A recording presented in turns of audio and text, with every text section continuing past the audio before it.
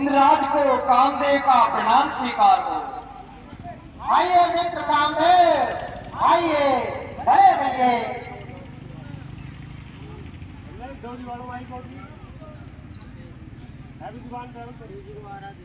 इंद्रदेव, आज आपने मुझे किस प्रयोजन से याद किया है? हे मित्र कामदेव, बैठा हुआ था, अचानक मेरे धातु से बने स्वर्ग का ये सिंहासन अपने आप ही कंपायमान होने लगा। मुझे ऐसा प्रतीत हुआ कि मेरे इस स्वर्ग के सिंहासन को पाने के लिए अवश्य कोई घोर तप कर रहा है। मैंने इस दिशा में जाना तो मुझे पता चला कि नारद मुनि मेरे इस स्वर्ग के सिंहासन को पाने के लिए घोर तप कर रहे हैं। मैं चाहता हूं मेरे मित्र, आप नारद मुनि की तपस्या को भंग कर दें। हे मित्र इंद्रदेव, आप किसी प्रकार की चिंता मत कीजिए। मैं आपका काम सकुशल पूर्ण रूप से कर दूंगा। मित्र कामदेव, मुझे आपसे ऐसी ही आशा थी। ठीक है मित्र, अब मुझे आज्ञा दीजिए। बहुत अच्छे मित्र।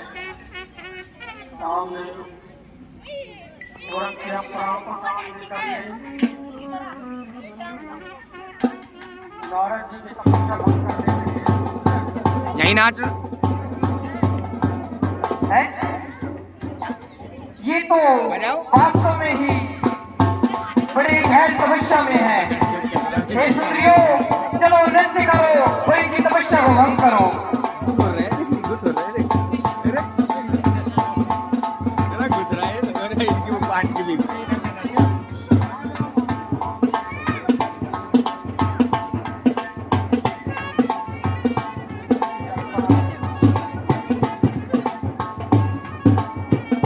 जप कराए, अनेक प्रकार की भाव भंगवाएं दिखा करके नारद जी की तपस्या को भंग करने का प्रयास करते हैं। चिपट जाओ ना नारद के भंग नु है। अब मुझे दूसरे शस्त्र का प्रयोग करना चाहिए।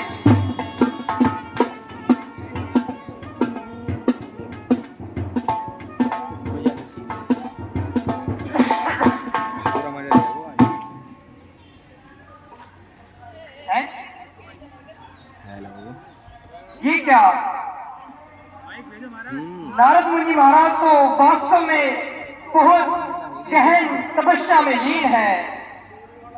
ये तो मेरे सभी प्रयासों को विफल कर दिया है इन्होंने। यदि ये जाग गए और इनको पता चला कि मैंने इन्हें तपस्या में से इनकी तपस्या को भंग करने के लिए प्रयास किया है, तो अवश्य ही ये मुझे घोर दंड देंगे। इसलिए अच्छा होगा कि मैं भी इनके चरणों में गिरकर माफी मांग लेता हूँ। हे मुनिराज, त्राहिमाम त्राहिमाम त्राहिमाम। ये इंद्रदेव, ये कामदेव आपके चरणों में गिरा हुआ है और आपसे माफी की याचना कर रहा है। त्राहिमाम त्राहिमाम त्राहिमाम। नारायण नारायण। मैं रावण में से लगूं जैसे तू देखा। कौन? और इस प्रकार मुझसे क्षमा याचना क्यों कर रहे हो वत्स? किस अपराध की क्षमा मांग रहे हो? मुझे विस्तार से बताओ, किस अपराध की क्षमा मांग रहे हो? मुनिराज, मैं कामदेव हूँ और महाराज इंद्रदेव के कहने पर मैं यहाँ उपस्थित हुआ हूँ। आप गहन तपस्या में लीन थे, जिसके कारण इंद्रदेव को डर था कि कहीं आप उनका आसन छीन न लें। इसलिए उन्होंने मुझे आपकी तपस्या को भंग करने के लिए भेजा था। तो क्या तुम अपने कार्य में सफल हुए? नहीं मुनिदेव, मैं अपने कार्य में सफल नहीं हुआ। अर्थात तुम यहाँ पर सफल नहीं हुए, पराजित हो गए। जी बिल्कुल ऐसा ही हुआ। देखो, प्रथम बात तो ये है कि मैं एक मुनि हूँ, ऋषि हूँ, और ऋषि मुनि कभी अकारण किसी पर क्रोध नहीं करते। तुमने जो भी कार्य किया है वो इतना बड़ा अपराध मुझे नजर नहीं आता कि मैं इसके लिए क्रोधित होकर तुम्हें कोई दंड दूं। वत्स, मेरे हृदय में तुम्हारे लिए किसी भी प्रकार का कोई भी विचार नहीं है। तुम यहाँ से सकुशल लौट जाओ। हाँ, अपने मित्र देवराज इंद्र को अवश्य बताना कि नारद ये जो अपने जाप में लगा हुआ है वो उसके सिंहासन के लिए नहीं, मेरा तो कार्य यही है। मैं तो जहां भी मेरा हृदय और मन करता है मैं हरि का नाम लेना शुरू कर देता। बस तुम यहाँ से लौट जाओ और मुझे तुमसे किसी भी प्रकार का कोई भी दुख या क्लेश नहीं है। ठीक है मुनिराज, जैसे आपकी आज्ञा। आप धन्य हैं जो आपने अपने सपने दास को माफ कर दिया। नारद जी की तपस्या कामदेव भंग नहीं कर सके और क्षमा याचना करके चल दिए, लेकिन नारद जी के मन में इससे अहंकार पैदा। अरे तो कमाल हो गया। कामदेव, वो कामदेव जिसके सामने बड़े बड़े ऋषि मुनि गंधर्व किन्नर झुक जाया करते थे, एक अपने काम का तीर का छोड़ते थे, नतमस्तक हो जाया करते थे। वो कामदेव मेरे चरणों में गिरकर मुझसे क्षमा याचना मांग रहा है। सांग हो जाएंगे नारद, सचमुच आज हाँ कुछ भी यार लफड़े चली रहे। आज नारद ने कमाल कर दिया, जो कोई न कर सका वो मैंने कर दिया। दवाई ले लो ना, परंतु मेरी इतनी बड़ी उपलब्धि को भला जरूरी किसने देखा? मुझे तो प्रतीत नहीं होता कि कामदेव किसी को बताएगा या इंद्र किसी को बताएगा कि वो अपने कार्य में असफल हो गए। हाँ नारद, हाँ ठीक है, रखूंगा।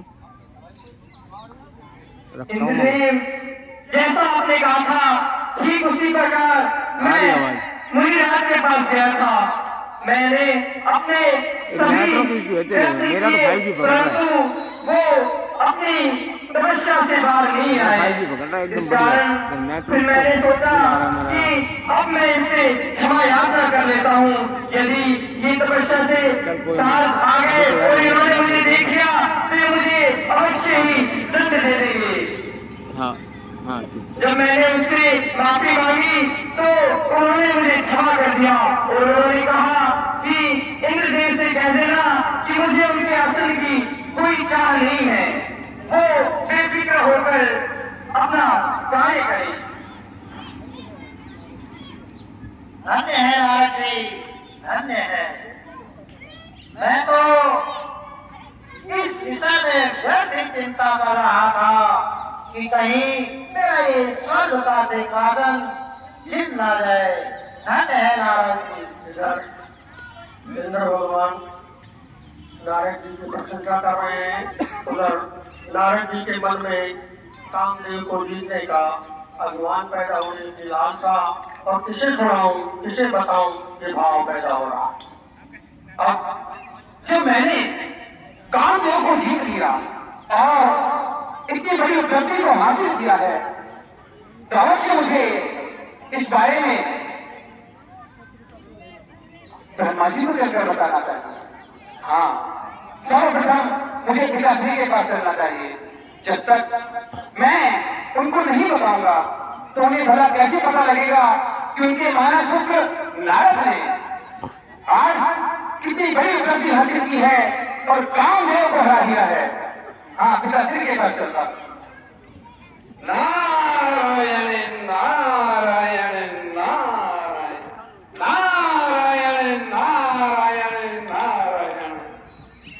पिताश्री, आपके पुत्र नारद का प्रणाम स्वीकार कीजिए। आयुष्मान भव।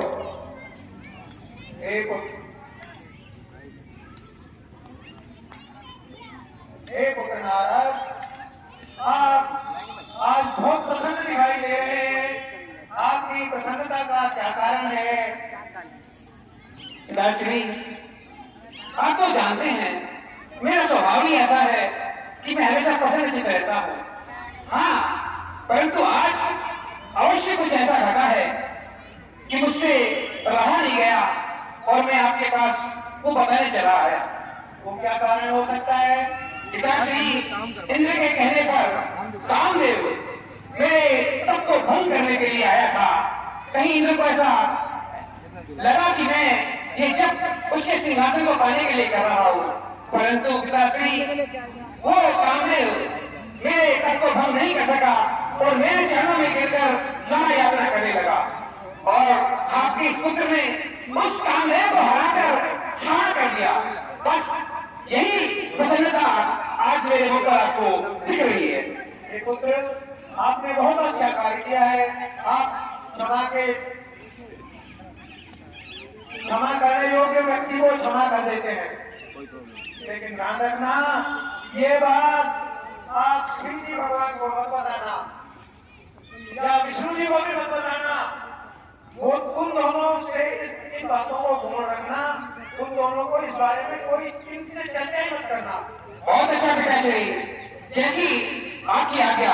आप अपने पुत्र को जाने की आज्ञा दीजिए और मेरा प्रणाम स्वीकार कीजिए। आयुष्मान भव। सच का बुढ़ापा बड़ी बुरी चीज है। अच्छे खासे इंसान का दिमाग घुमा देती। अब बताइए, ये भी भला कोई बात नहीं कि शिव जी को मत बताना? ब्रह्मा जी कह रहे हैं मुझसे कि विष्णु जी को मत बताना। अरे भाई, ये क्या बात हुई? क्यों ना बताओ? जब मैंने कामदेव को हरा दिया है तो मैं ही अपनी उपलब्धि अपने इष्ट देव विष्णु को ना बताऊं? पिताश्री सजिया गए, कोई बात नहीं। हाँ, बोले सुनकर कैलाशपति अवश्य मेरी इस उपलब्धि को सराहेंगे। उनके पास चलता हूं। नारायण नारायण नारायण नारायण नारायण नारायण। हे कैलाशपति, नारद का प्रणाम स्वीकार कीजिए। आयुष्मान भव नारद जी, आज आप काफी समय बाद आए हैं यहाँ और बड़े प्रसन्न दिख रहे हैं। इस प्रसन्नता का कारण क्या है? हे कैलाशपति, ऋषि मुनियों को तो प्रसन्नचित्त ही रहना चाहिए और मैं रहता भी हूँ, परंतु आज कुछ ऐसी घटना घटी है कि आपको भी अपने इस नारद पर गर्व होगा।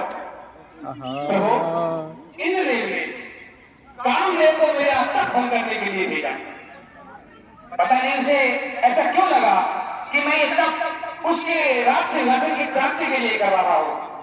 और कामदेव अपने साथ रंभा और मेनका जैसी झुगलियों को लेकर आया और मेरी तप को भंग करने लगा।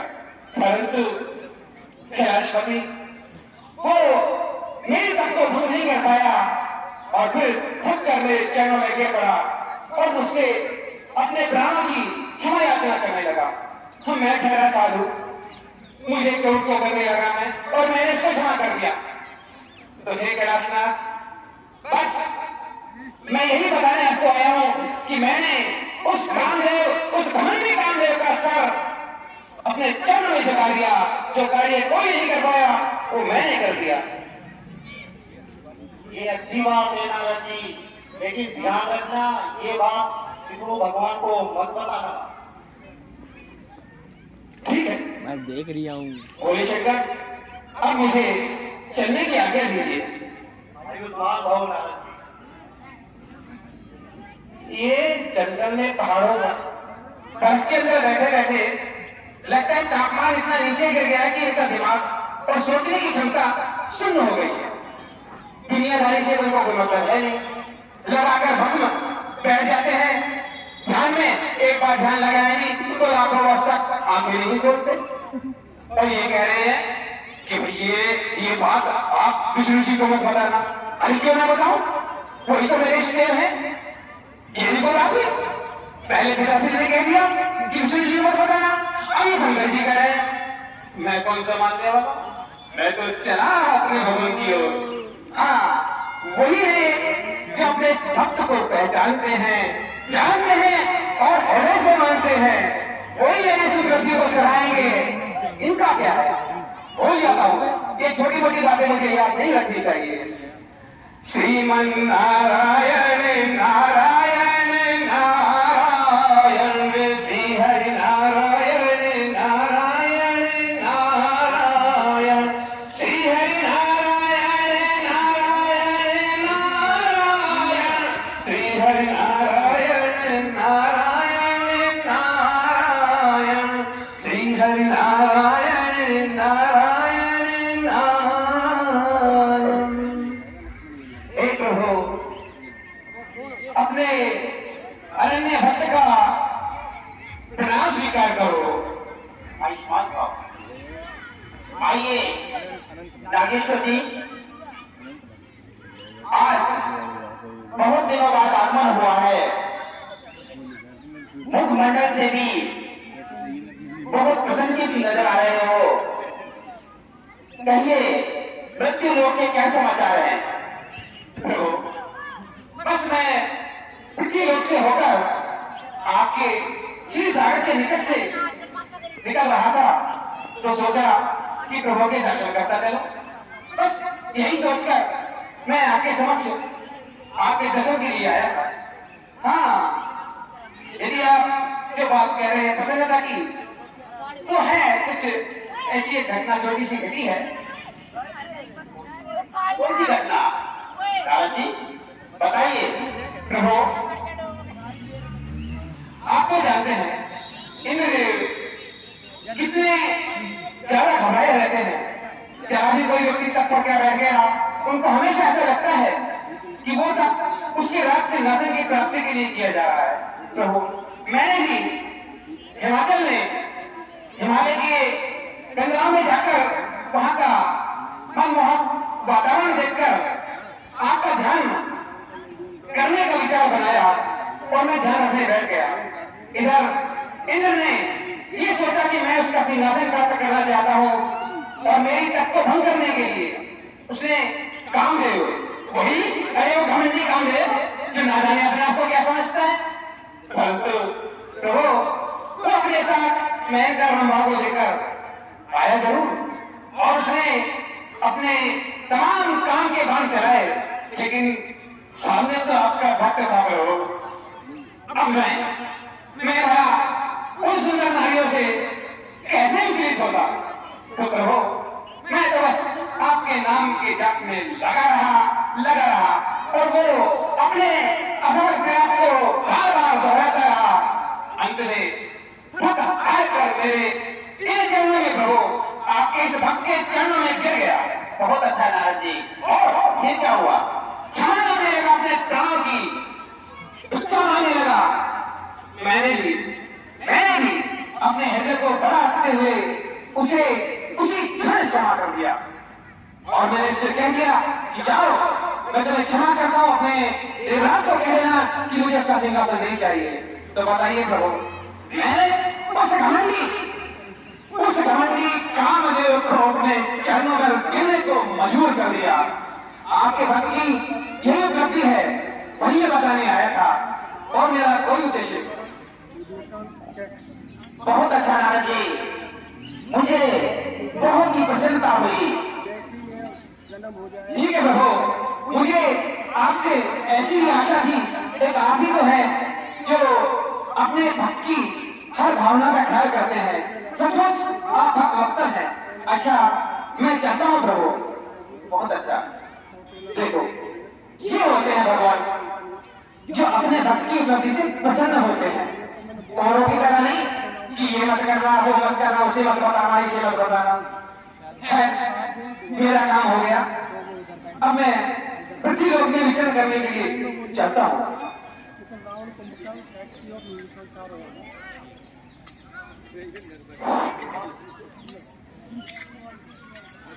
भाई पंकज देख लो।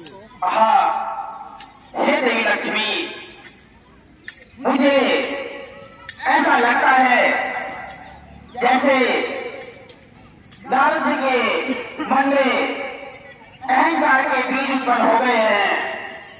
अतः मुझे उससे ये अहंकार के बीज को उखाड़ फेंकना होगा।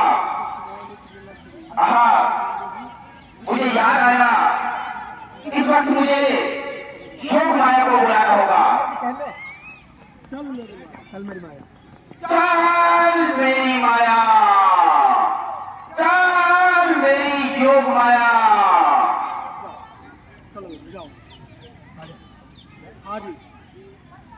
कमाओ तो सही, योग माया के लिए आदेश तो दिवाओ।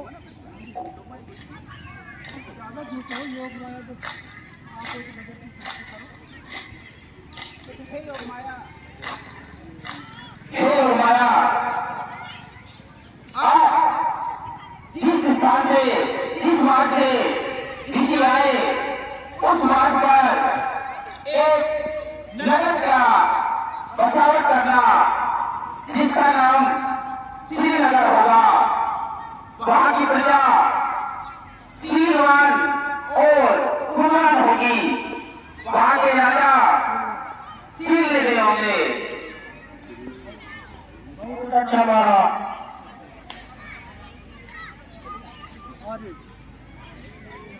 ले भाई जरा अपने गणों को दो गण भेज दो फिर भी तो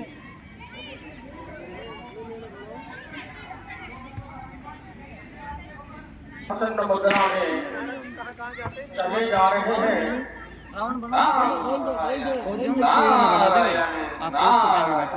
दिग्विजय के लिए चाहिए।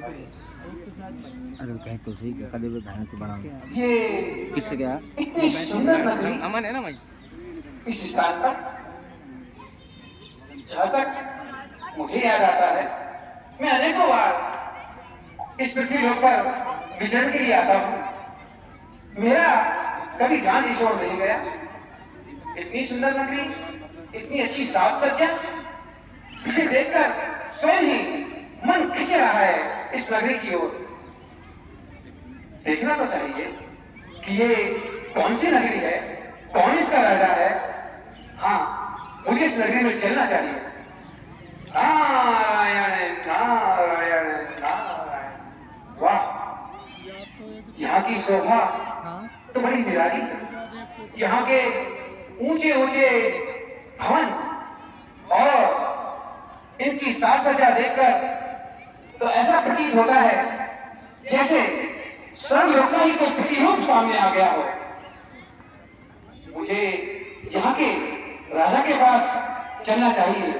ऐसे राजा से तो मिलना चाहिए जिसने इतनी भव्य नगरी का यहाँ पर निर्माण किया हुआ है।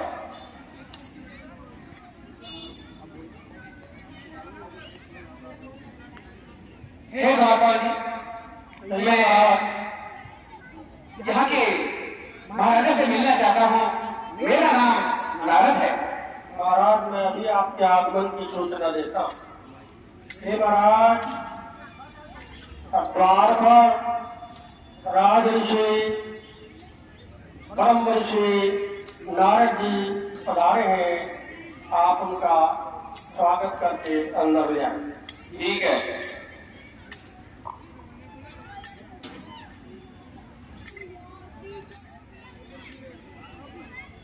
ऋषि श्रेष्ठ के चरणों में राजा शैली जी का प्रणाम स्वीकार हो।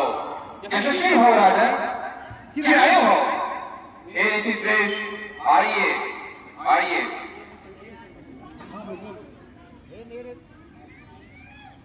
हे मेरे दोनों गणों, तुम नारद जी के पीछे जाओ और देखो वो क्या कर रहे हैं। जाओ। आसन ग्रहण कीजिए। माइक ला दे। हे राजन, मैं आपकी नगरी के निकट से गुजर रहा था तो आपकी नगरी पर मेरी दृष्टि पड़ी और इस मनमोहक नगरी को देखकर मेरा मन इसे देखने का हुआ। बस आपकी नगरी देखने लगा तो इच्छा हुई कि इतनी भव्य और सुंदर नगरी बनाने वाले राजा से एक बार मुलाकात करनी चाहिए। बहुत अच्छा किया ये ऋषि श्रेष्ठ, आपने बहुत ही अच्छा किया जो आप यहाँ पर आए हैं। प्रभु अब आप आए हैं तो एक छोटा सा काम भी कर लीजिए। मेरी पुत्री विश्व मोहिनी की हस्तरेखा देखकर इसके दोस्त और गुण बतलाइए। पंकज बना दो, पंकज ही बना दो। हे राजन, आपने जो कहा है मैं वो अवश्य करूंगा। लाओ मुझे अपना हाथ दो।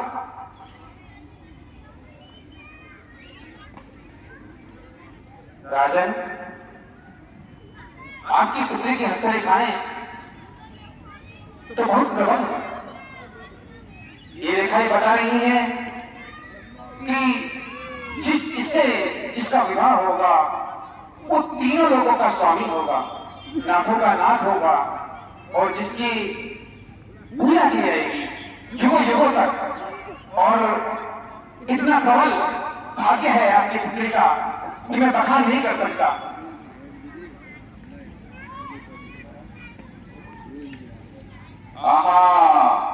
ये तो बहुत ही खुशी की बात है प्रभु, ये तो बहुत ही खुशी की बात है। देखो राजन, मेरे चलने का समय हो गया है।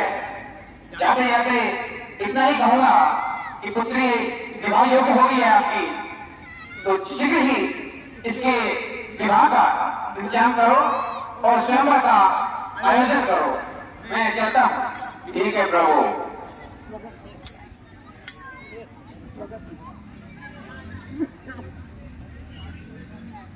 अरे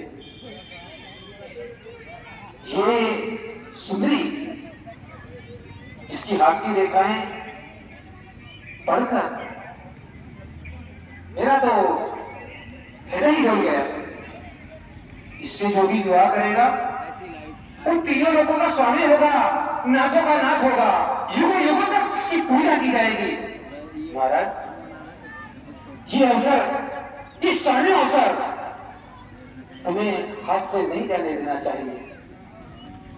क्यों ना मैं स्वयं विश्व मोहिनी से विवाह कर लूं और फिर मैं तीनों लोगों का स्वामी होगा, मेरी पूजा की जाएगी।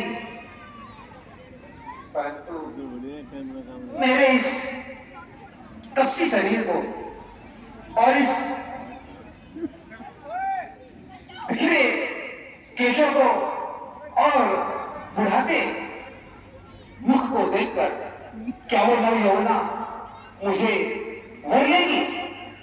कदापि नहीं। फिर क्या किया जाए? विवाह तो मुझे उसी से करना है। हाँ, क्या जाए? ऐसे कार्य के लिए तो मेरे प्रभु श्री नारायण, उनके पास चलता हूं। वही मेरी समस्या का निवारण करेंगे। हाँ, अरे चलो भगवान विष्णु जी के पास चलना। विष्णु भगवान को भेजिए न से। रामलीला कमेटी 100 रुपए भगवान की भेंट कर रहे हैं, उनका कमेटी धन्यवाद करती है। ये लोग तिजारा से हमारी रामलीला कमेटी को निमंत्रण देने के लिए आए हैं। हम इनका अभिनंदन करते हैं, स्वागत करते हैं।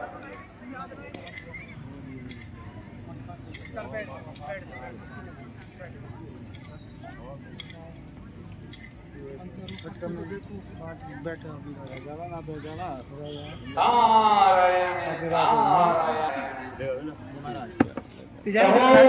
आज तिजारा भारत का प्रणाम स्वीकार कीजिए। सरकारी बाजार में बड़ी रामलीला वही सरकार की, गवर्नमेंट कराती है। कहिए नारद जी, कैसा आह्वान हुआ? प्रथम दिवस है आज। प्रभु, आज आपके इस भक्त को आपकी मदद की आवश्यकता है और मैं जानता हूं आप बहुत वक्तल हैं, मुझे कभी निराश नहीं करेंगे। अवश्य बताइए नारद जी। प्रभु आप तो जानते हैं मैं ठहरा ऋषि गणेश जी, कभी पृथ्वी लोग, कभी स्वर्ग लोग, कभी पाताल लोग, इस प्रकार दिन रात भ्रमण में चक्कर काटता रहता हूं। ना कोई उद्देश्य, ना कोई जीवन में रस, ना कोई रंग। अब न जाने क्यों हृदय में कहीं एक इच्छा सी जाती है कि मुझे इस बैराग को त्याग देना चाहिए। मैं भी कहीं किसी सुंदर सी युवती को देखकर विवाह कर लूं, कम से कम घर जाने का कोई बहाना तो हो। मेरे पास भी एक तो छोटे छोटे बच्चे हो, बस हृदय में यही इच्छा है कि मैं ये संन्यास छोड़कर गृहस्थ को अपना लूं। बहुत अच्छा नारद जी, बहुत अच्छा। बताइए मैं इसमें किस प्रकार आपकी सहायता कर सकता हूं? बस बात यह है कि मुझे पृथ्वी लोक में श्रीनगर नाम के नगर में वहां के राजा श्रीनिधि की पुत्री मन आ गई है और मैं उससे विवाह करना चाहता हूं, परंतु आप तो जानते हैं प्रभु कि मेरे इस रूप को देखकर कदापि कोई भी कन्या मुझे पसंद नहीं करेगी। इसलिए मैं चाहता हूं कि मैं आपके स्वरूप को कुछ देर के लिए पा जाऊं। अगर आप अपना ये स्वरूप कुछ समय के लिए मुझे दे दें तो मेरा काम हो जाएगा प्रभु और आपका भक्त अपनी गृहस्थी बसा लेगा। हाँ नारद जी, अवश्य हम तो भक्तों का कल्याण करने के लिए ही है। लीजिए आप मेरा स्वरूप ले जाइए और स्वयं की ओर प्रस्थान कीजिए। मैं वही कार्य करूंगा जिसमें तुम्हारा कल्याण हो।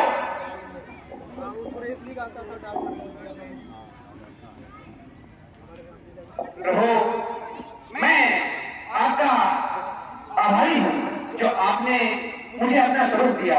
अच्छा प्रभु अब मुझे जाने की आज्ञा दी। आयुष्मान भाव। हाँ अब काम कर गया।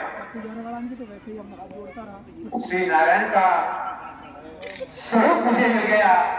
अब तो वो कन्या मुझे पसंद करे ही करे, मेरा विवाह हो ही होए। अब तो बात बन गई। नारायण चलो इससे पहले कि जान ही नहीं हो इस अवसर को दोनों हाथों से लपट लो। वरमाला वरमाला वरमाला लेके जल्दी।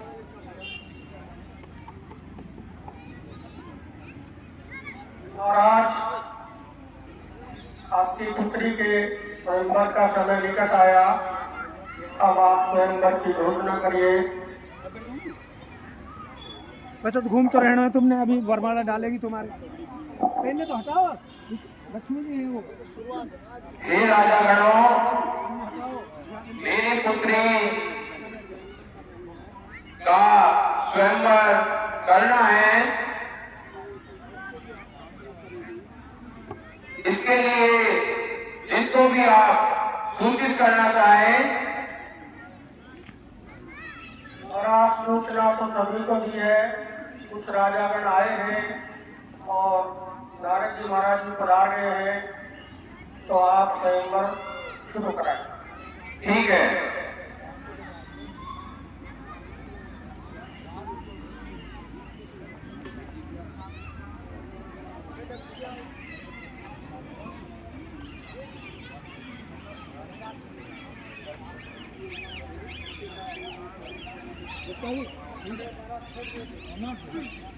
बढ़िया बढ़िया लगेगा थोड़ा सा। अजय भाजी बोल रहे।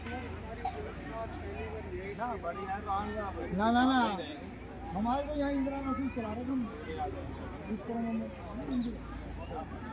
यहाँ पर चलो सब बरमाला कराओ अरे यार ये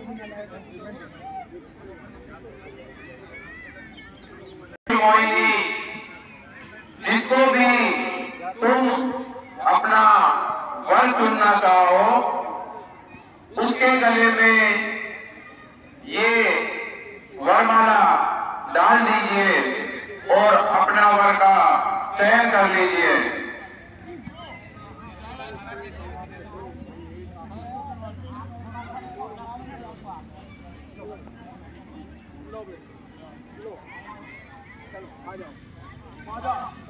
दोनों हाथ फ्री करो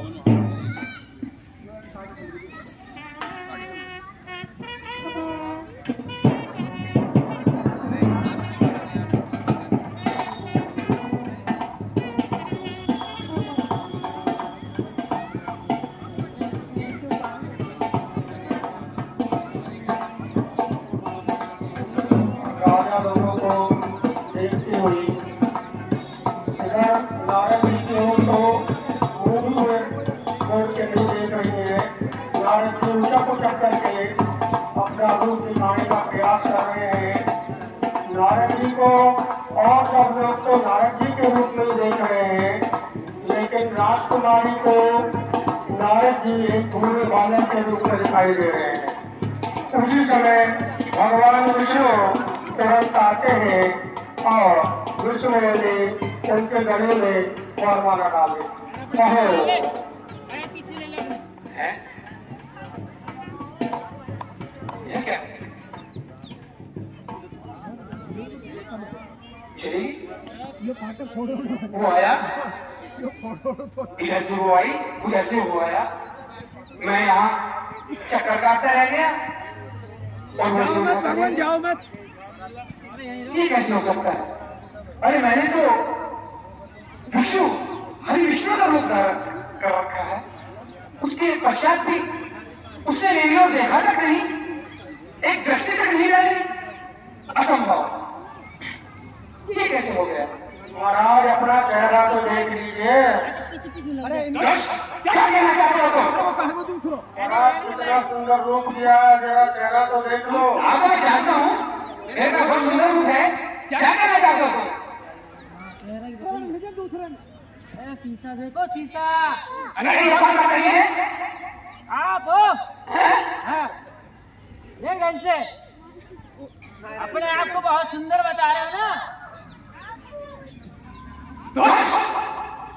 तुम दोनों ने अरे तुम दोनों ने मेरी हंसी उड़ाई है।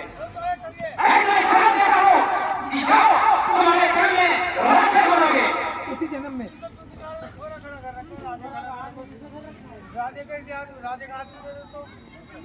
चलिए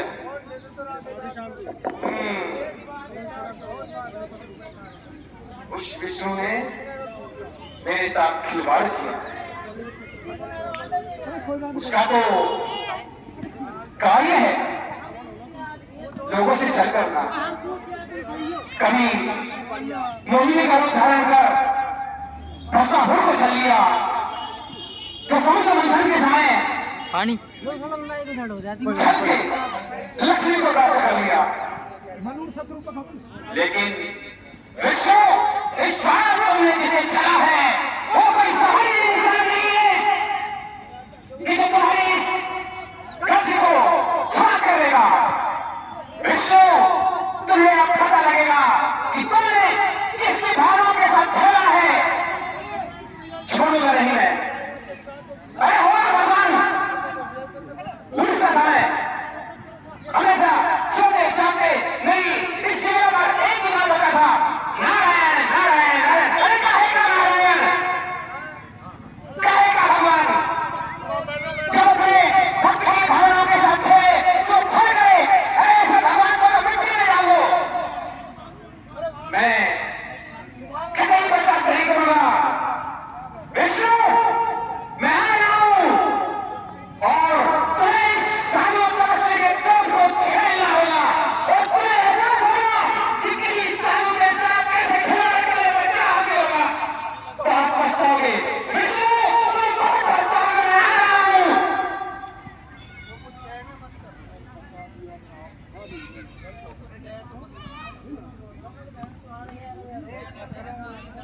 हे नारद जी, बहुत क्रोध में हो रहे हो, क्या कारण है? क्रोध में हो रहा हूं, कारण मैं नहीं बताऊं। क्या तुम्हें पता नहीं कि तुमने क्या करासानी किए मेरे साथ? स्वयं को न जाने क्या समझते हो कि किसी को कैसे भी छलना तुम्हारी आदत हो गई है। तुमने लोगों को बनाया समुद्र मंथन के समय, वो चुप थे क्योंकि वो डरते हैं तुमसे, परंतु ये नारद तुमसे नहीं रहता है। तुमने जिस प्रकार मेरी भावनाओं से खेला, मैं रूप धारण करकर तुमने जिससे मैं विवाह करना चाहता था उसी को छल कर ले आए। ध्यान रखना, विष्णु तुम्हें स्वयं नर का रूप धारण करना पड़ेगा और जिस स्त्री को तुम मुझसे छीन कर लाए हो उसी स्त्री के विषय में तुम्हें जाकर भटकना पड़ेगा, तड़पना पड़ेगा। और स्वरूप, वाह क्या बात है! क्या मांगा था मैंने? अरे सिर्फ आपका स्वरूप ही तो मांगा था। अरे वो भी नहीं देगा मुझसे और बना दिया मुझे मंदिर। क्या हो गया? मैं खुश हूँगा, प्रशंसा करूंगा आपकी, आपके चरणों में गिरकर नमन करूंगा। नहीं प्रभु, ये नारद वो नहीं है जो आपके चरण वंदना करने वाला था। ये नारद अब गाना बन चुका है और आपको बता दो कि मेरा साथ कभी खाली नहीं होने वाला। जिस बंदर का रूप आपने मुझे देकर चला है वही बंदर आपको आपत्ति के समय साथ देंगे। उन्हीं के पास तुम्हें जाकर मदद मांगनी पड़ेगी। ये मेरा श्राप है। हे नारद जी, मैं आपका श्राप स्वीकार करता हूं। मैं माया वापस ले रहा हूं। चल मेरी माया, चल मेरी योग माया। है? ठीक है, ये मैंने अभी क्या बोल दिया? अपने इष्ट को इतने कड़वे और क्रोध में वचन जो मैंने कहे, ये तो घोर अपराध हो गया नारद, घोर अपराध हो गया। हे प्रभु, मैं आपके चरणों में पड़कर आपसे क्षमा चाहता हूँ। इस मूर्ख भक्त ने आपका अपमान किया, आपको जले करके सुनाई और इस दुष्ट दिव्या ने आपको श्राप दे दिया। प्रभु, मेरा ये श्राप वापस हो जाए, मैं कभी इस श्राप को नहीं करवाऊंगा जी। हे नारद जी, इतने अधीर मत होइए। प्रभु, मैं स्वयं को कभी क्षमा नहीं कर पाऊंगा। अभी मैं अपने नारायण को भला ऐसे कैसे बोल सकता हूँ? प्रभु, मुझे नहीं पता ये कैसे हुआ। अभी अचानक ऐसे लगा जैसे मैं नींद से जागा हूँ और अभी मुझे अपना होश हुआ है। दारा के पधारे मान भाव एक बीच में है। हे नारद, इसमें तुम्हारा कोई दोष नहीं है। मैं तो तुम्हारे कहे वचनों को स्वीकार कर रहा हूँ। ये सब मेरे द्वारा स्वागत रची हुई माया थी। आ जाए फोटो खींच लो भाई। जब भी मेरे भक्त के हृदय में जरूर आ जाएगी फोटो या मन में जब कभी उत्पन्न होता है तो मैं हमेशा सामने भक्त का भला करता हूँ और ऐसी मायाएं मैं रचता रहता हूँ।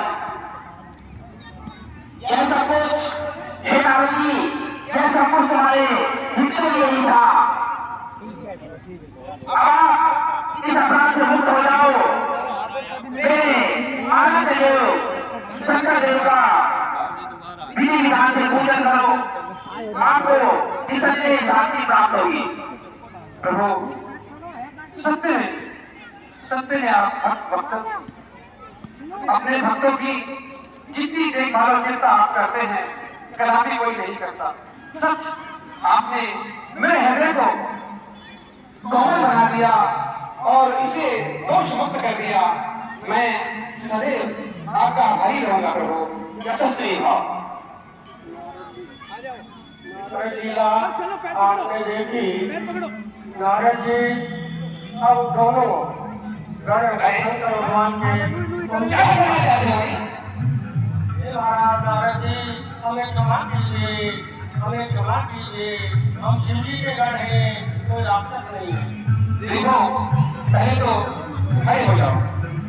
ये कहो क्योंकि मैं क्रोध में तुम्हें श्राप दे चुका हूँ और अब मैं चाहूंगी तो श्राप तो वापस नहीं दे सकता, परंतु मैं तुम्हें तुम्हारी मुक्ति का रास्ता अवश्य बताऊंगा। तुम अगला जन्म तब होगे जब इस पृथ्वी के ऐसे राजा बनोगे जो हर तरफ प्राय मचा देगा। तुम्हारे नाम से ऋषि मुनि देवता किन्नर गंधर्व सब कांपेंगे। तुम ऐसे त्रिकालदर्शी राजा बनोगे जिसका पूरे लोक में तीनों लोक में नाम होगा। और उसके बाद तुम्हें मुक्ति का मार्ग बताता। स्वयं भगवान विष्णु रामचंद्र जी के अपने अवतार लेकर आएंगे और उनके हाथों तुम दोनों की मृत्यु होगी और तुम्हारा ये श्राप खत्म होगा। तुम्हें वापिस अपने लोक में जाने का अवसर मिलेगा। इसलिए जाओ और मेरे श्राप को बिना कष्ट किए मुक्त हो। स्वामी जी